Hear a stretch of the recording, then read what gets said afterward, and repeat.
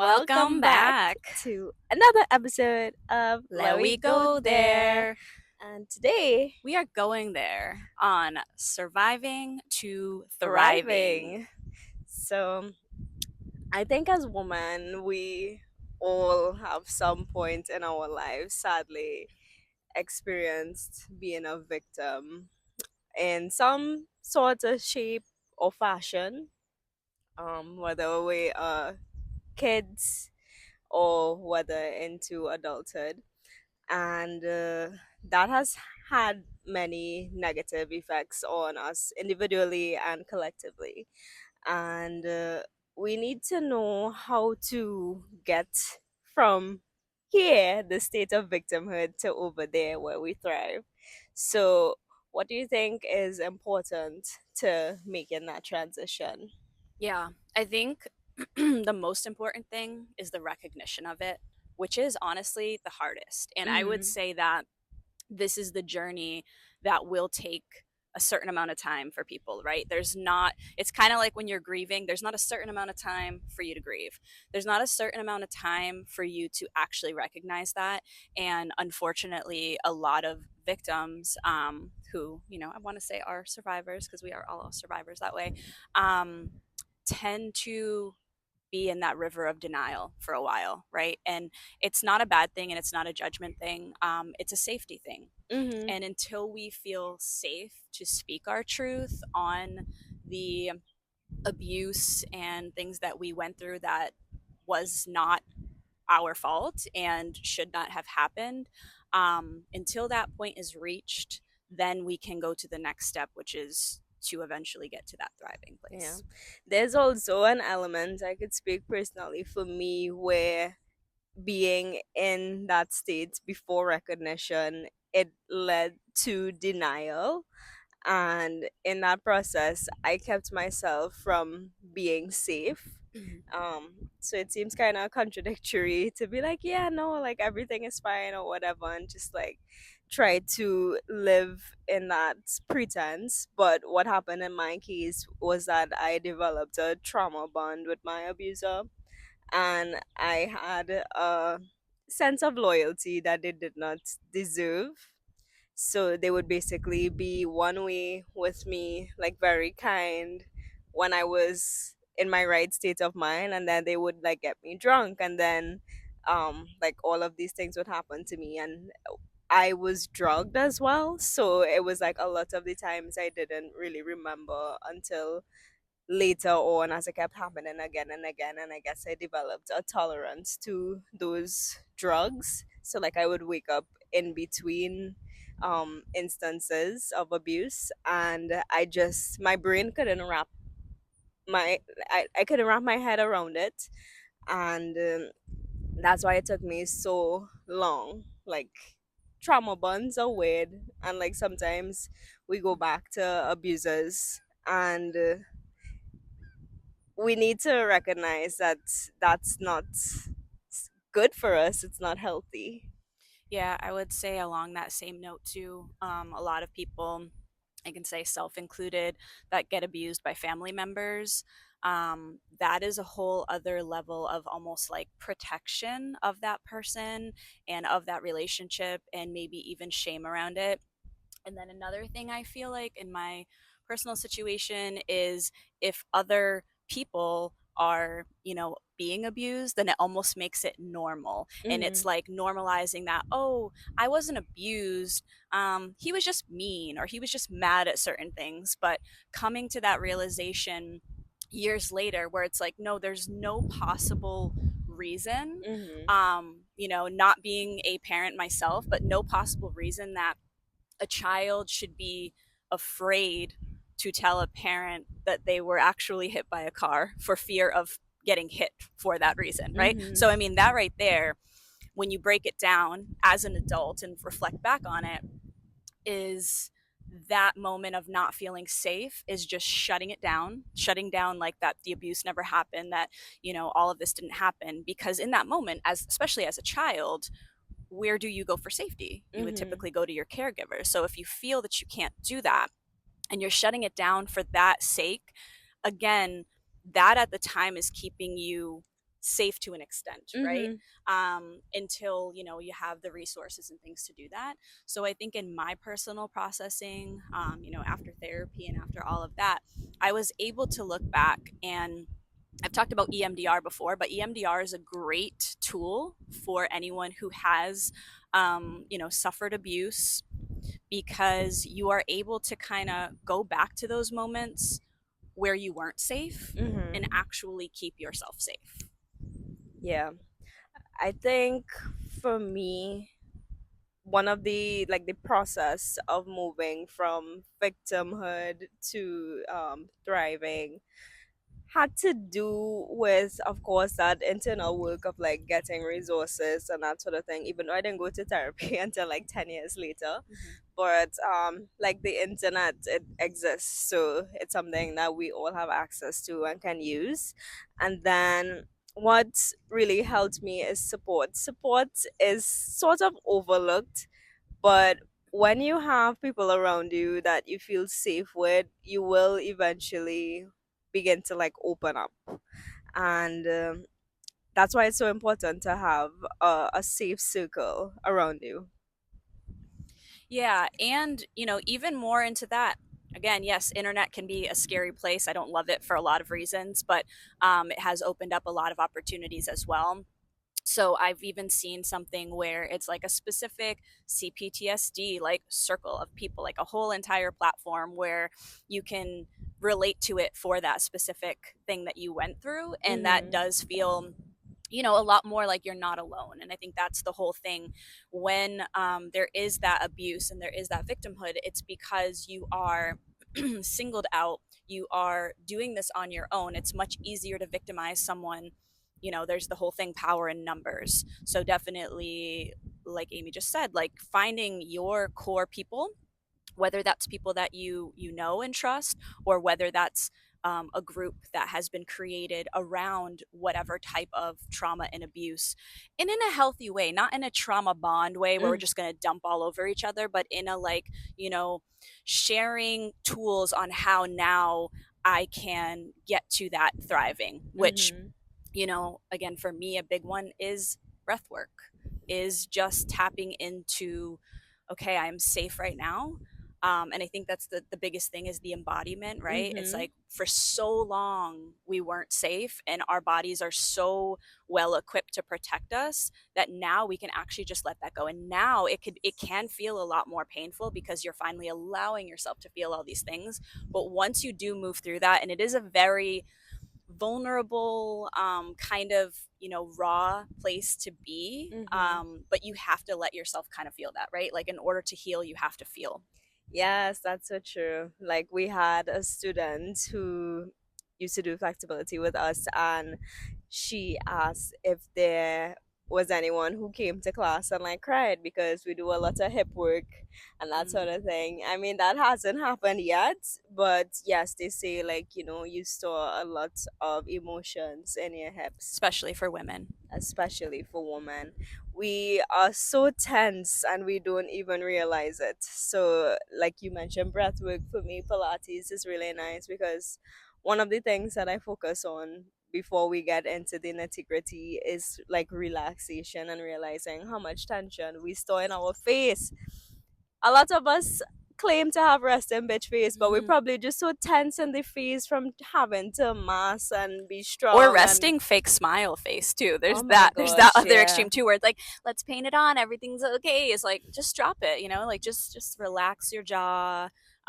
Just feel what you're feeling, right? Let your face do what your Mhm. face does. And you said like embodiment, that is such a key factor along with support because masking it takes you away from that when you mask all the time. So being able to have deeper levels of body awareness and just explore what is actually going on in your body because your body keeps a score, like we spoke about that before. Yeah. Yeah. So those are two very important areas for me.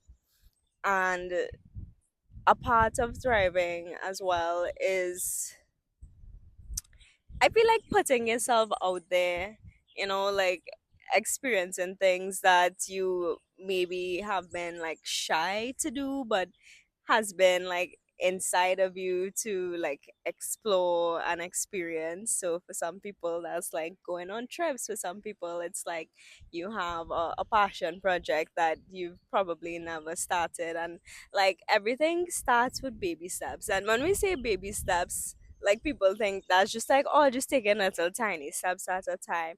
If you see a baby walk for the first time, they take that step and they're like wobbling, and then they laugh, and then they take the other step and they wobble too, and sometimes they fall in the process. But getting back to that, I guess, inner child that way, where we realize like even if we fall, it's okay and we can get back up and we can try again. That is really part of learning how to thrive in the face of adversity and all of the trauma that you've been through. Like it really is important to like put yourself out there in safe and healthy ways. Yeah, I like that visual of the baby kind of like toppling, because the biggest thing is when we are in this victimhood, we are stuck, right? So we have a lot of stuck emotions. We're afraid to take that next step forward. But the biggest thing is like, with that visual, I think of fall forward or fail forward. So you're Yes. going to do things for the first time and they're going to suck. So, like, let's say you're like, oh, I want to take up art. Like, I want to just, just start doodling, just start painting. You want to do a pottery class. In it, you can't actually put anything in the bowl that you made because it's just not like usable that way. That's your first time. If you Mhm. never started it, you never get to that next point, which again I think is the thriving part, because you're able to see your process. Mhm. And I know, like, for me it's like I love to see just like little by little the improvements, right? And then Mhm. you kind of can look back on like that very first passion project, like you said, or anything that you did, look at it for what it was. Like, wow, that one was actually the most challenging because I put myself out there. I tried something I'd never done before. Once you start doing it second, third, fourth time, it's not as scary. Obviously, you're able to relax into it. And when you are in that creative sphere, you are no longer in that victimhood Mhm. mentality, because you are like taking kind of charge of your own life. You are letting your passions and everything out, which that's all been suppressed by whatever abuse and trauma you've experienced. Yeah.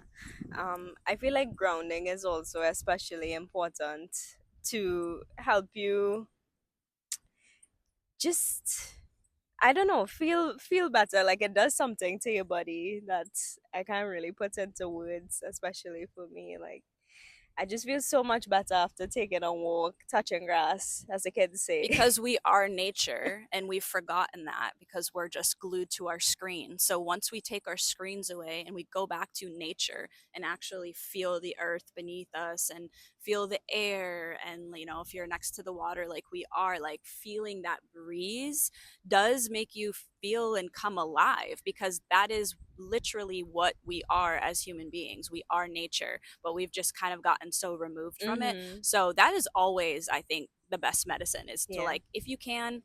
And of course, parts of the world, it's cold, get that. But honestly, even just to go outside, even if you feel that cold, that's still making you feel alive. That's still making you feel connected. Yeah. That is beautiful.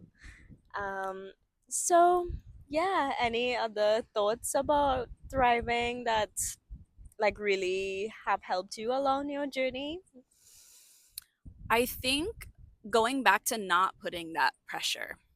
Okay, like, we sometimes are just like our hardest critic, Mhm. and thinking like, well, I should just be over this by now. I think that's a mistake. And there's some kind of, again, with everything, there's some of that balance where you obviously don't want to live in the victimhood, but until you get to that point where you are able to release and accept that what happened to you is not your fault, I would take it a step further. I feel like what really helps the thriving process is to then lean that hand and help someone up, right? So it's a Yes, lot of like mentorship. It's finding those people that are like, community yeah, based, and it's yeah. basically like helping your former version of yourself through another person is the most fulfilling thing you can do for your own healing. And Mhm. then obviously it's a ripple effect for other people's healing, but it really does heal something inside of you and bring you to that next level of a thriver, because you now have someone that is looking up to you, that is kind of like, not to say that they're going to do exactly the same steps, but they're able to feel less alone in their own personal journey of surviving to thriving, will get that much more accelerated because they're not doing it on their own. Yeah. And like obviously we get that emotional support from building a community and having that close circle around us. And unfortunately we live in a capitalistic world. So what is also important is having that community element go towards actually thriving to like earn a living too. Like I feel Mm. like that's also a big factor because like when you look at like couples who break up or like single mothers and all of these things, like a big issue is finance. So we need to be there for each other, especially as women. No one understands the level of hurt we've been through more than us. And I saw something recently that says that like on the patriarchy only men win. And I mean, if you really want to dive into it, it's usually mostly old white men, but under matriarchy everyone wins because who takes care of everyone? It's the woman. So we need to stop competing against each other and actually be there for each other. Yeah, that's a really good point. A lot of this victimhood is perpetuated, obviously, by the patriarchy. I almost feel like it's like a given, but yes, it's important to say that. And so, in order to take that power away, women really do need to stop the catty bullshit, honestly. And they're doing it to impress a man that's then going to turn around and abuse somebody. Like, it's take that power back within you and be a sister, be a friend, be just there to support, because as we know, it is just hard existing as a woman for so many different reasons. Mm-hmm. Our safety is always at question, whereas men don't have that fear, really. So Yeah.